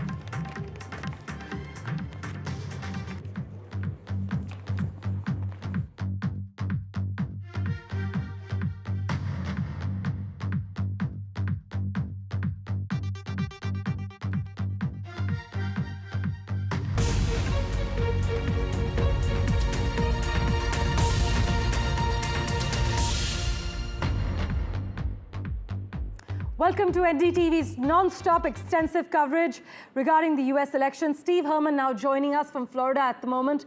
Steve, we're told the Democrats are having a bit of a bad time as far as Florida is concerned. Florida is really tough for Democrats. I expect Donald Trump will win Florida. Right. There are only two of the key states where the polls have closed so far, and that would be North Carolina and Georgia. And I expect close races in both those places. Right. We also have with us Brad Bannon at the moment. I'd just like to take a quick comment from Brad. Right. I apologize sincerely. Let's go across to Steve Herman at the moment from Florida. Steve, as Brad has just mentioned, the Democrats are expected to have a bit of a tough time in Florida. How are things looking for the Republicans as we speak? Yes, I'm actually in Georgia, one of the swing states that's north of Florida. And what I can tell you here is this is really the state to watch. Donald Trump is expected to win Florida. Another southern state, North Carolina, is obviously one to watch, where you've indicated that early returns, Kamala Harris, the Democrat, is ahead there. And here in Georgia, in this county that I'm in, Gwinnett County, they had a record turnout today, as they did in a number of other counties in this state. And this is one of those 7 key swing states. And we should be getting some results from here, from this county, at any moment. And this county is really considered a bellwether one to watch, which could indicate which way things go in the entire state of Georgia tonight. So, right. Steve, in terms of the things that have worked, in terms of the moves specifically that have worked for Donald Trump and Kamala Harris this time around, beginning with Trump, what has really worked for him? I'm sorry, can you repeat the question? In terms of the moves, the electoral moves and the policy agenda, the issues, what has really worked for Kamala Harris and Trump respectively this time around? Well, I think one thing that a lot of Democrat and Republican and independent voters agree on is that they're very concerned about the economy, especially inflation. Although numbers have looked pretty good during the Biden administration on paper, a lot of people say they have not been feeling any relief from the inflation. And of course, the reproductive rights issue, abortion, that is a big one, especially for female voters. And the Democrats have hope that that is what really could make the difference for them in a number, if not all, of these 7 swing states. And then when you talk about Democrats and Republicans and independents again, they'll also both tell you that they feel democracy is at stake with this election. Right. In fact, that has also been highlighted through exit polls. Brad, come in here. In terms of the exit polls, immigration, the state of the economy, and the fact that democracy is not heading in the right direction has been highlighted. What would you attribute the decline to? Yeah, one of the things that surprised me about the results of the national exit day polls is that there's much concern about among American voters about the state of democracy as there is about the state of the economy. And usually the economy is the dominant issue. And I think many Americans, this is a theme that Kamala Harris pushed very hard especially during the later parts of the campaign. And I think it's a good sign that so many Americans are concerned about the state of democracy, because I feel many American voters feel it would be, we could have a dangerous slide into fascism if Donald Trump serves a second term. So I think the big 2 issues so far in the exit polls are the state of democracy and the state of the economy. And I think that, again, it's so much concern about the state of democracy. I think that's an advantage for Harris, while voters concerned about the economy are probably going to vote for Trump. Most Americans say in the exit polls that at least half of the public thinks that they're worse off economically than they were 4 years ago under Donald Trump. And that the economy is a big issue for Trump, but the concern about democracy is a big positive for Vice President Harris. Right. Also, Brad, Americans have been vocal about how they're really upset with the direction the country is heading in. Would you then say Republicans actually have an edge in terms of most of the issues that are seen to matter to voters, specifically the economy and immigration? I think immigration, what the earlier exit polls suggest is again, the 2 big issues are democracy and the economy. Way back in the pack, there's a middling level of concern about abortion and immigration. People who are concerned about abortion are going to vote heavily for Vice President, and people who are concerned about immigration are going to vote big time for Donald Trump. reproductive rights is a big issue for the vice president, and immigration is a place where voters fault the Biden-Harris administration, and those voters are going to go big time for Donald Trump, I believe. But again, the two big issues that have been revealed in tonight's exit polls are the economy and the state of democracy. Right, and in terms of Kamala Harris's focus on personal freedoms, right, before I get to that, I must inform our viewers that CNN has projected that Trump is winning Missouri and also Trump is winning Oklahoma. These are as per CNN's early projections. So besides Kentucky, Indiana, West Virginia, now we have CNN calling Missouri and Oklahoma for Donald Trump. Reverting to Kamala Harris's focus on personal freedoms, Brad, predominantly abortion rights and democracy, has it given her a significant boost among Democratic partisans and moderates and a clear edge over the Republicans? Yes, it has. Again, you know, this honestly surprised me when I first saw the exit polls an hour ago. I had no idea that there would be this much concern about democracy as voters indicated today. And that's a big advantage for Harris. Abortion's a big advantage for Harris. The two issues that work for Trump are the economy, because people worry about the state of the economy under Joe Biden, and immigration, which is a big plus for the Republican Party. And if you watch Donald Trump's speeches during the campaign, he talks about the immigration problems in every appearance he's made in the last few months. And he probably has a decisive advantage on issue in the same way that Harris has a decisive issue on reproductive rights and abortion. Well, thanks so much, Brad, for helping us make sense of what's going on as far as Battleground US is concerned. We also have with us Jennifer, who's a Republican strategist, joining us on the broadcast at the moment. Jennifer, there's been a lot of talk about the Harris campaign's struggles with black voters lately. And many say that black voters, specifically male voters, are now leaning towards Donald Trump. Can you lay out what the struggle looks like? And are we talking about black people leaving the Democratic Party en masse? What have you been picking up on from the Republican aides?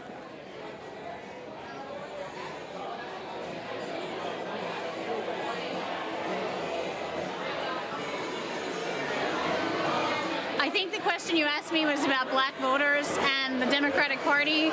I'm right now at a Democratic watch party here in Florida, and there are a lot of black voters here. Clearly, the Democrats don't have many problems, but also earlier today in West Palm Beach, I did see a group of blacks for Trump.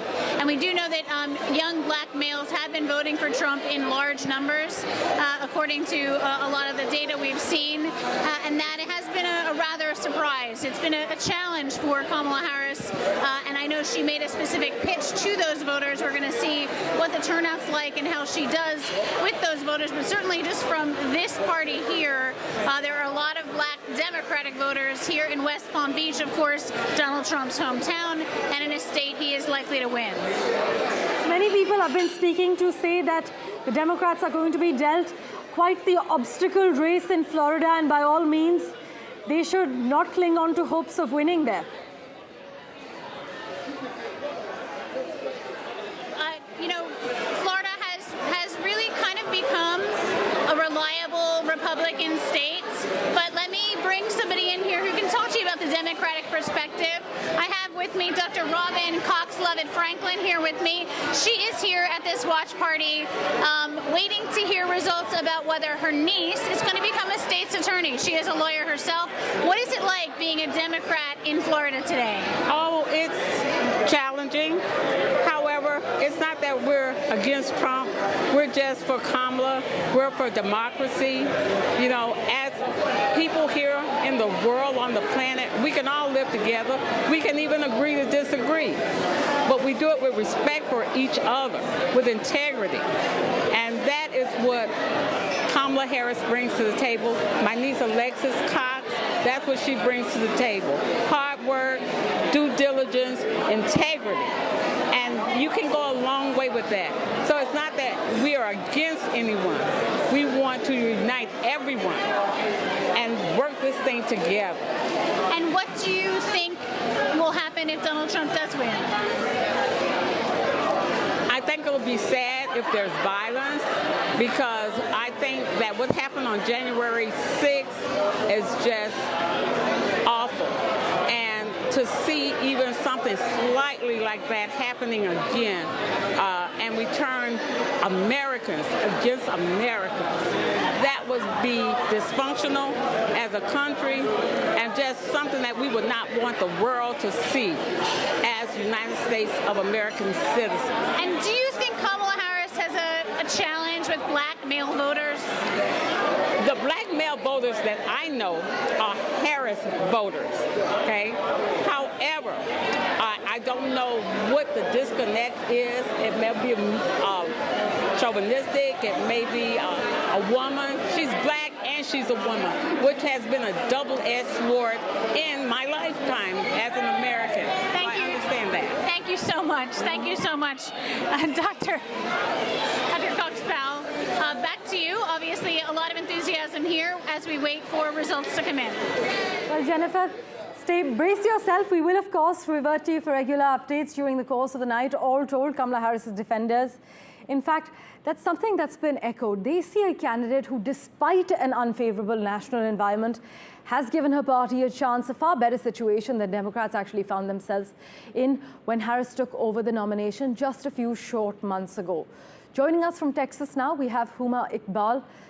Huma, what's happening in Texas at the moment? Is it all for Trump, or let's give Kamala Harris a chance sort of spin?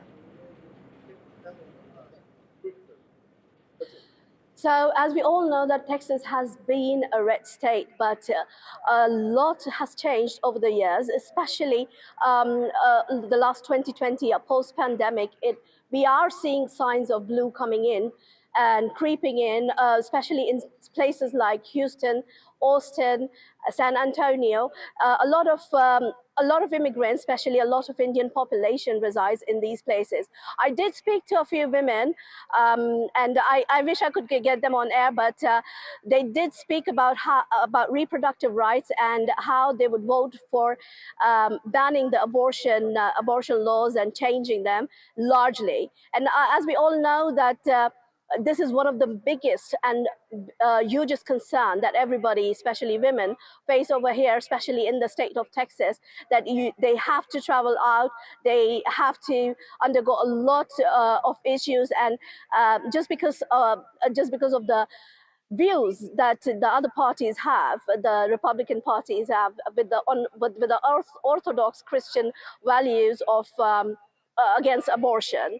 So yes, I think Texas does want to see a change, but seems like it that as we're seeing in the results, that Trump is leading. So we don't know yet what is going to happen. Well, thanks so much. We will revert to you for regular updates. Let's also bring in Anand Ahuja, who joins us on NDTV at the moment. Anand is the Vice President for Indian Americans for Trump. Mr. Ahuja, are you excited? I am always excited, and I am a very optimistic person. On that note, let me ask you, what is it that Donald Trump brings to the table that you think Kamala Harris doesn't? Okay, before I respond to that question, there are a couple of points which I observed when your other panelists were talking. First of all, the democracy issue was raised by, I'm not a pollster, but Brad was mentioning about the democracy. In fact, democracy is at stake is one of the biggest concerns of Republicans. If you see the way two impeachments of Trump took place and the false cases were framed against Donald Trump, Democrats never accepted Donald Trump as president of the United States. If you see the riots on January 21st, 2017, at the time of Donald Trump's inauguration, so basically democracy is at stake is actually one of the main concerns of Republicans. Republicans are the one who have been accusing that election is rigged in this particular country. So that's one thing. Secondly, you mentioned about blacks leaving Democratic Party and going towards Republican. There is another very major community, a vote bank, that is of Indians. Indians traditionally, they used to vote for Democrats, and now they have started shifting from Democratic Party to Republican. So to the Republican Party, and one of the reasons for that is why have one Indians of the made that switch from the Democrat to the Republican I'm coming to that. So one of the reasons blacks as well as Indians leaving Democratic Party and moving towards Republican Party is basically because of Donald Trump. If you see Donald Trump's policy, and that was your question to begin with. So Donald Trump brings on the table, number one, the issue in this country is immigration, legal immigration versus illegal immigration. So if you see that Biden's policies were open border, letting all illegal immigrants to come to this country, with the result, if you see, legal immigrants, basically, they had to feel that burden. Taxes have gone up because of unnecessary expenditure what we are incurring on illegal immigrants. Now the question is, when a person is on H-1B visa legally here, is to apply for green card, has to wait for 120 to 130 years. If I have to bring my brother as a US citizen to the United States, he has to wait for 30 years if he has to come through legal ways. However, the same brother, if I ask him to come illegally in the country, within 1 week, my brother can get work permit. So Donald Trump's policy is that is not against immigrants. He is saying that it should be legal immigration. Especially, but in that process, while advocating for legal immigration, he has also made some unsubstantiated claims that claim that an inflated number of immigrants came in illegally under Joe Biden, which is not true. There has been, that's yes, fact. an That's fact. If you see today in United States, first of all, you compare illegal immigrants coming to United States to southern border during Trump's time, during Barack Obama's time, and illegal immigrants coming today through during Biden's time.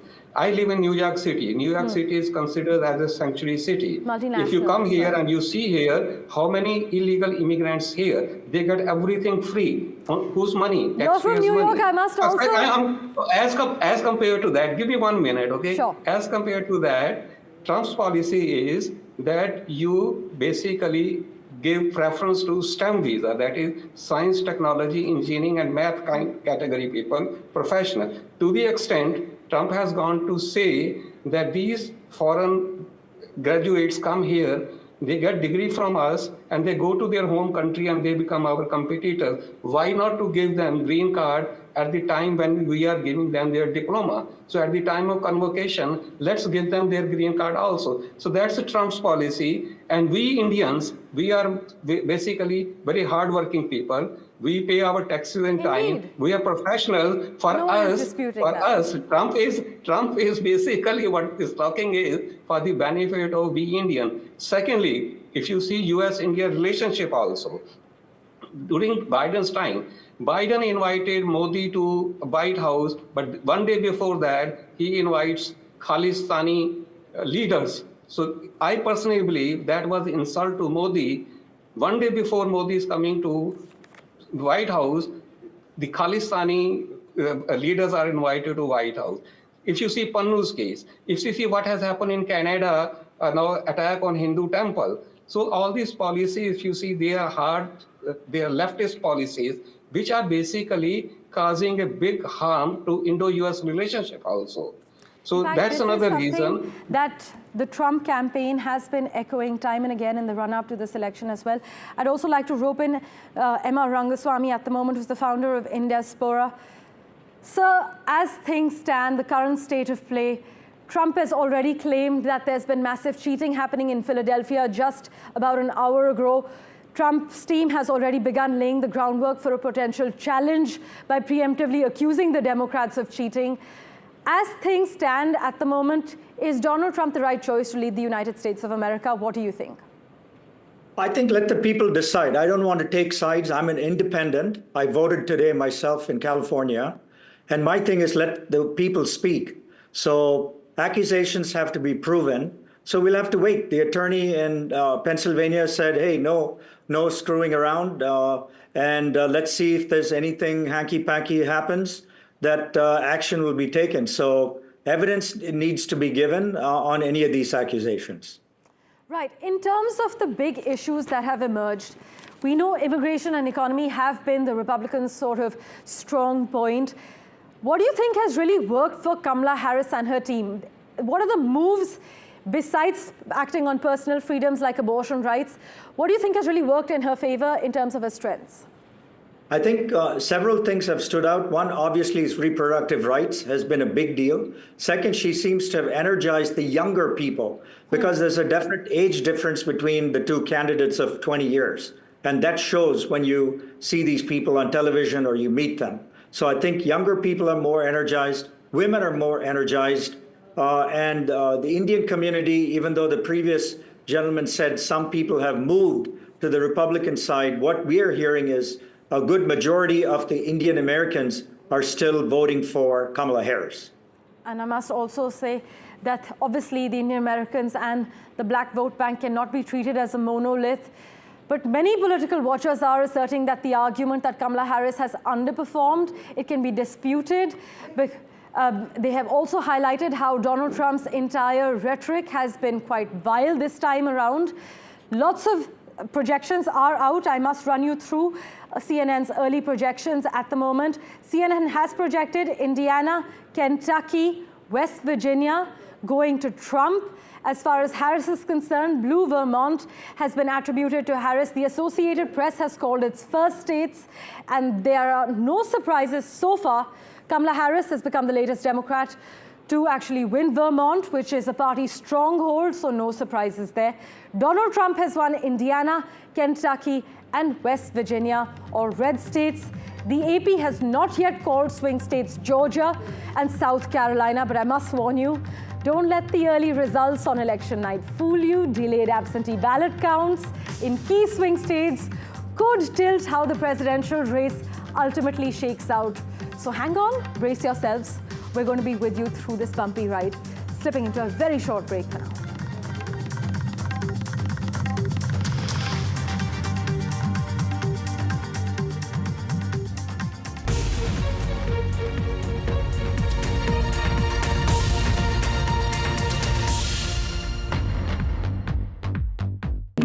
NDTV proudly presents NDTV World Summit 2024, the India Century. I now request the Honorable Prime Minister to launch NDTV World and address the summit. Prime Minister Narendra Modi's inaugural session at the NDTV Summit outlined his vision for the India Century, driven by aspirational India. हमारा प्रयास होगा भारत की century सिर्फ भारत की नहीं बल्कि पूरी मानवता की जीत की सेंचुरी बने. The summit brought together prominent global leaders, highlighting India's pivotal role on the world stage. Not just Indians trusting India's leadership, but the global South especially trusting India's leadership. Permanent seat on the UN Security Council is something that should be India's right. Canada is concerned, I think there are some very specific issues. I think a lot of people know that. AI is going to be one of the most important, drivers. It's a very exciting time for India, Indian cinema as well at a global level. NDTV World Summit was more than just a conversation. It was a confluence of ideas poised to shape our global future.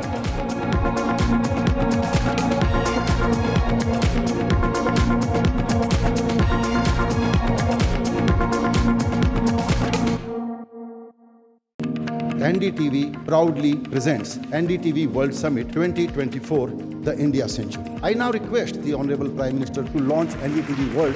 Prime Minister Narendra Modi's inaugural session at the NDTV Summit outlined his vision for the India Century, driven by aspirational India. हमारा प्रयास होगा भारत की century सिर्फ भारत की नहीं बल्कि पूरी मानवता की जीत की सेंचुरी बने. The summit brought together prominent global leaders, highlighting India's pivotal role on the world stage. Not just Indians trusting India's leadership, but the global South especially trusting India's leadership. Canada is concerned, I think there are some very specific issues. I think a lot of people know that. Permanent seat on the UN Security Council is something that should be India's right. AI is going to be one of the most important, drivers. It's a very exciting time for India, Indian cinema as well at a global level. NDTV World Summit was more than just a conversation.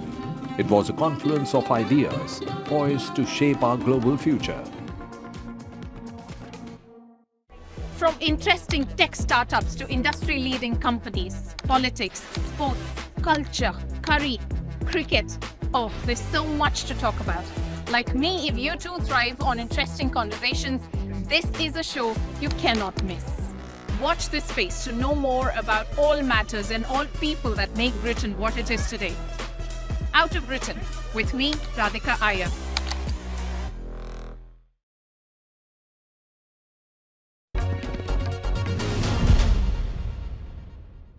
Sir, सबसे ज़्यादा blockbuster फिल्में deliver करी अमिताभ बच्चन के साथ में, और आप लोगों की जोड़ी टूटने का एक असर अमिताभ बच्चन जी पे भी जरूर पड़ा होगा। जरूर पड़ा होगा, उनको इस बात का अफसोस हुआ होगा कि कभी बात हुई उनकी आपकी इस सिलसिले में? नहीं, मैं अगर होता उनकी जगह और जैसे जावेद साहब गए या मैं गया तो उनको यही राय देता है कि मत छोड़ो, अच्छा खासा तुम्हारी एक जोड़ी है, वो काम कर रही है, अच्छा खासा चल रहा है, काय के लिए इसको तोड़ते हो।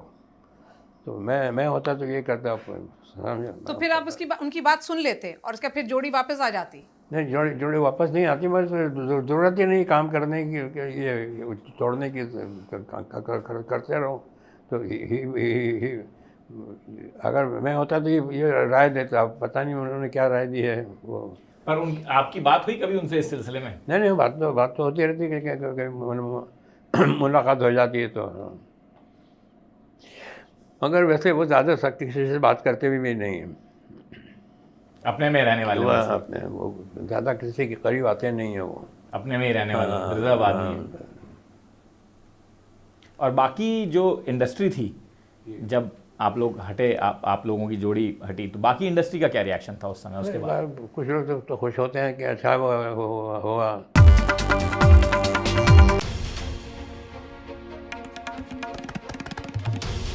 This is NDTV, and you're watching NDTV 24/7.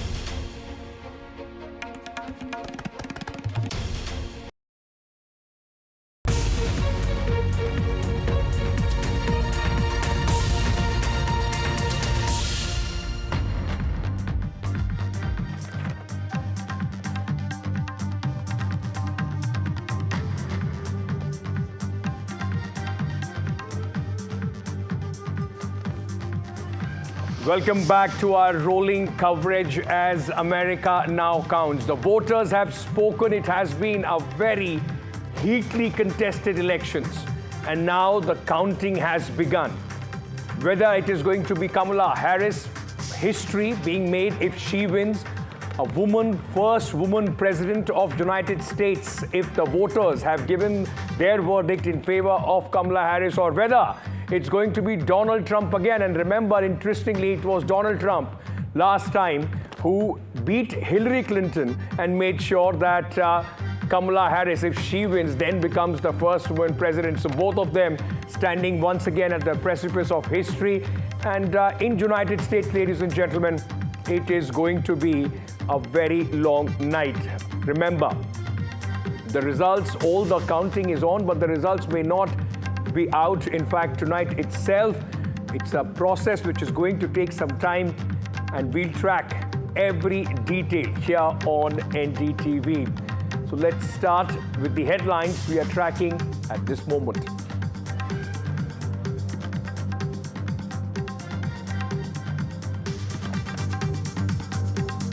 Early indications, Democrat lead battleground state of Pennsylvania. Republican candidate and former President Donald Trump says we will win Pennsylvania, we will win the whole deal.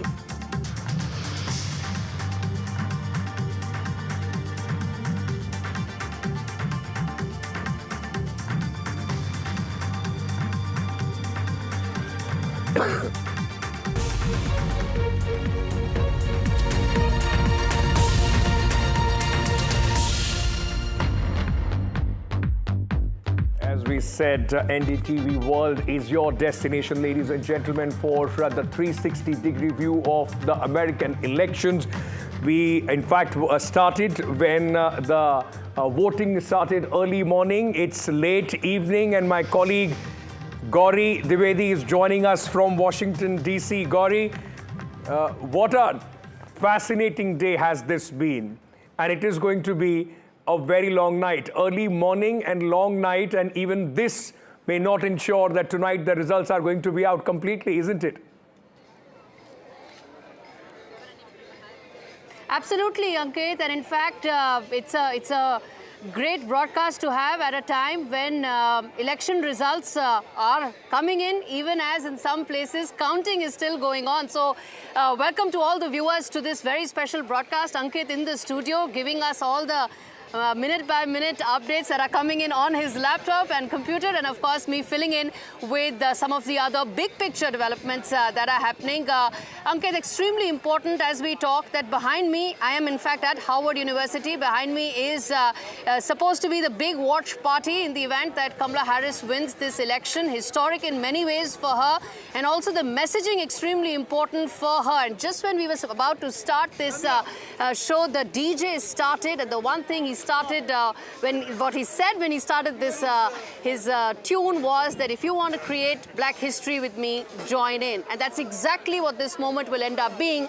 If Kamala Harris does go on to win this election, she will create history in many ways. And behind me, you can see some of that action picking up, but still early.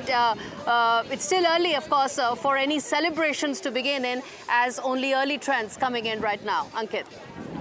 Early trends coming in at this moment, in fact, as Gauri was telling us. But Gauri, you know, like you said, it is, of course, history in making, whichever way you look at it. Last time it was Donald Trump who stopped Hillary Clinton from becoming the first woman US president. Kamala Harris standing at the same precipice.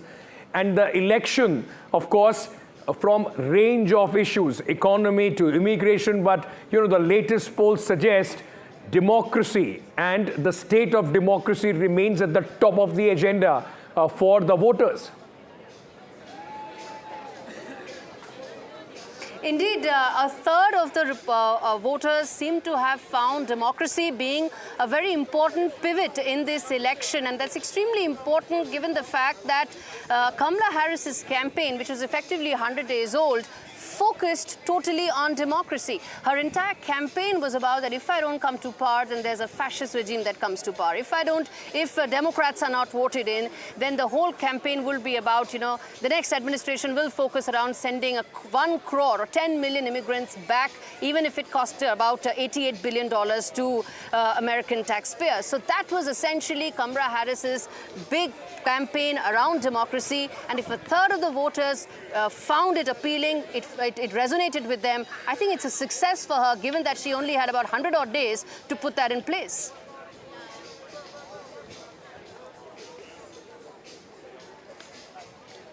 Right, Gauri, you know, I'm just going to come back to you, but let me also introduce our other colleagues, those who are tracking these developments in United States. Jennifer joins us from Florida, and we have Tony just joining us at this moment as well. Good evening, ladies. Before I come to you, in fact, let's just take a look very quickly at some of the projections that are coming in at this moment to the race of the White House. In fact, exit polls have also started coming in with, you know, exit polls also still predicting a very tight race. So for the NBC News, in fact, is predicting 48% for Kamala Harris and for 44% for Donald Trump. If you go across to, in fact, other exit polls like the CNN, 42% for Trump, 46% for Kamala Harris. Meanwhile, at this moment, in fact, a lot depends on what happens in the swing states. Jennifer, if I may come to you at this moment, Donald Trump is camped in Florida. What has been the reaction so far with the early indications which are coming in, specifically with Pennsylvania, when people are talking about, you know, leads coming in favor of the Democrats? How is the Republican camp reacting to that? Well, Donald Trump is in Mar-a-Lago. J.D. Vance is there with him. There is a private watch party going on there. I understand that there have been a lot of cars going in and out of Mar-a-Lago today. I think a lot of advisors talking to Donald Trump about how to handle the rest of the evening. There is a large watch party set up at the Palm Beach Convention Center. Thousands of journalists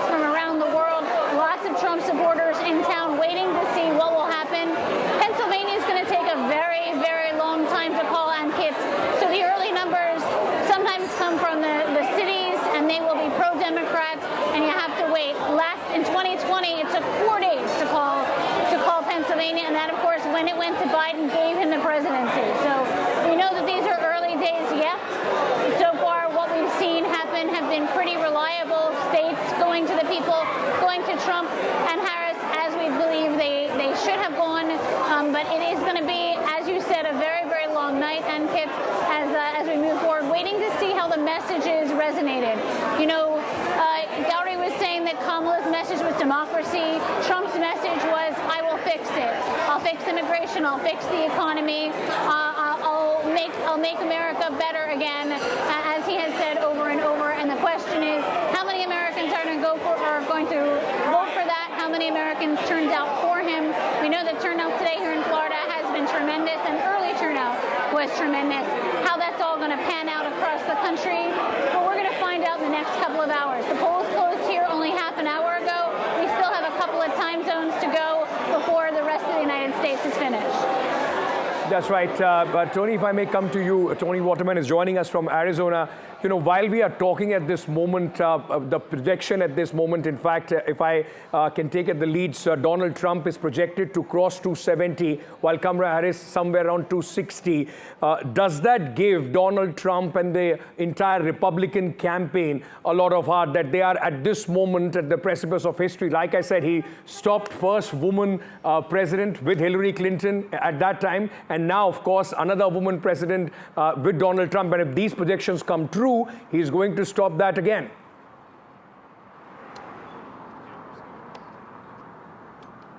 Yeah, I mean, we're still very, very early in counting the votes here in the United States. So any trajectory that Donald Trump may look on for the 270 is far from guaranteed. It will take just a couple of these swing states to swing in either direction for either of these candidates to win. Here in Arizona, we still have about 20 minutes left before the polls close. This is one of the 7 battleground states in this election cycle, and it is going to be very, very tight. So officials here are saying it could take nearly 2 weeks to count every single one of the ballots that have come in the early voting process, and then also today, and also those ballots that were requested weeks ago that people are just having time now to drop off. Part of the reason why this is going to take such a long time potentially is because the ballot here in Arizona is exceptionally long. We're talking 2 pages front and back that need to be filled out, all of these little circles by hand. That's going to take a long time. Also, officials saying there could be 500,000 early ballots that are brought in today, that their signatures are going to have to be verified, and that there are 5 days for any discrepancies to be resolved. So any notion that the voting is going to be done tonight, I don't think a lot of people believe that, particularly here in Arizona, but across the United States and in these swing states where we are expecting some razor-thin races here. So in Arizona, Biden won this state. It was his narrowest victory back in 2020. We're talking about fewer than 10,500 votes. So this is important that every single vote is counted when you're talking about margins that are potentially going to be that thin. So I think any notion that Donald Trump is on